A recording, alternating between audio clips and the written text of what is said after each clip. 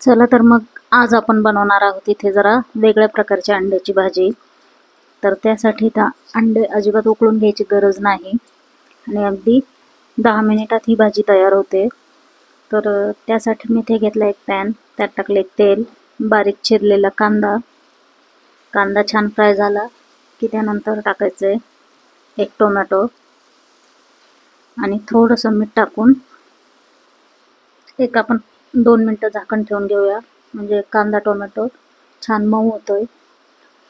तर त्यानंतर त्यात टाकायची थोडीशी हळद, 1 चमचा लाल तिखट। त्यानंतर इथे मी मसाला घेतलेला आहे, तो आपण कुठलाही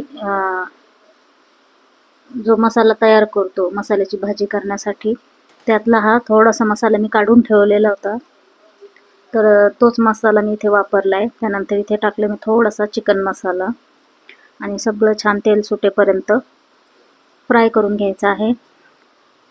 हे सगळं छान फ्राय झालं की त्यानंतर मी इथे 1 ग्लासभर पाणी टाकलेलं आहे। सगळं छान व्यवस्थित मिक्स करून घ्यायचं आहे। अशा पद्धतीने सगळं व्यवस्थित मिक्स करून झाल्यावर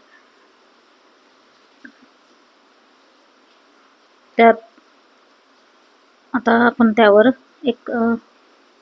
5 मिनिटे झाकण ठेवून छान त्याची उकळी काढून घेऊया। हे बघा, अशा प्रकारे मस्त उकळी आलेली आहे। त्याला थोडीशी कोथिंबीर टाकायची आहे।